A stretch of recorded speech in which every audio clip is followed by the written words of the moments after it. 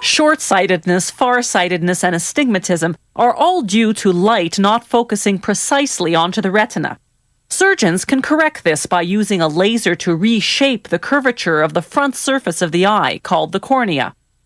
The surgeon operates on one eye at a time. He cleans the eye, the lid, and the lashes with antiseptic, and administers anesthetic drops to freeze the eye and lid.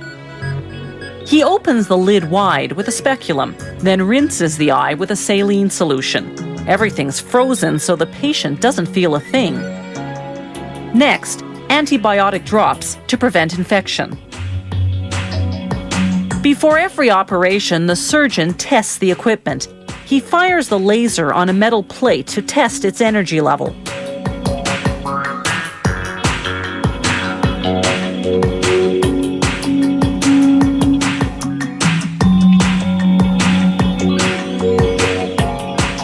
The surgeon administers a few more anesthetic drops,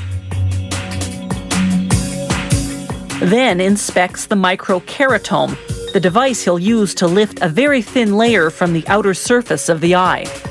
He also measures the patient's cornea using an ultrasonic instrument. The cornea must be a minimum thickness for it to be safely reshaped. The surgeon uses the speculum again to prop the lid open. Then he begins the operation.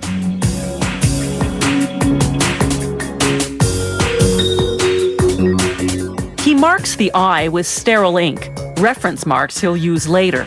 Next, he positions a metal ring around the cornea. The ring is attached to a suction pump so it clings to the eye. Like holding a tomato steady while you slice it, it holds the eye steady while the surgeon cuts the tissue. The surgeon lubricates the eye with sterile water, then mops up the excess water with a small absorbent sponge.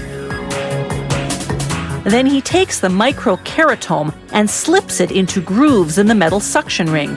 In a matter of seconds, the device moves across the eye, cutting open a flap of tissue, the same way a carpenter's plane shaves a layer of wood.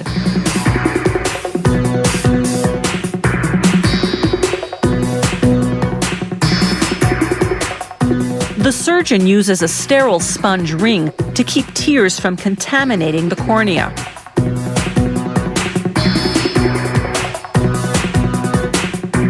He folds back the flap of tissue, exposing the cornea.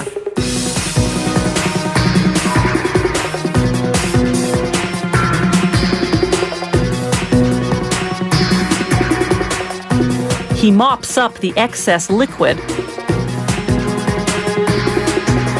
then starts up the laser. Meanwhile, a tiny sponge keeps the flap moist. The laser, an invisible light, fires in pulses, 50 pulses per second. Each pulse vaporizes a 1/4 micron of corneal tissue. The laser has been computer programmed beforehand, so it knows exactly how to reshape the cornea to give most patients 20/20 vision. In less than a minute, it's done. The surgeon removes the sponge and then, using those little ink marks he made earlier as reference points, folds the flap back to its original position.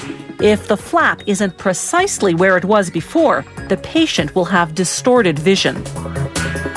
Using a syringe that flushes the area with sterile water, the surgeon carefully smooths the flap, the same way you'd smooth out a tablecloth. Then he removes the sponge ring. Within 45 seconds, the negative pressure inside the cornea sucks the flap back on. The flap literally seals itself. With the sponge, the surgeon dabs up any excess water. He applies antibiotic drops as a preventive measure, then inspects the microkeratome again before moving on to the other eye. He takes the speculum off, tapes the eye closed, then performs the same operation on the other eye.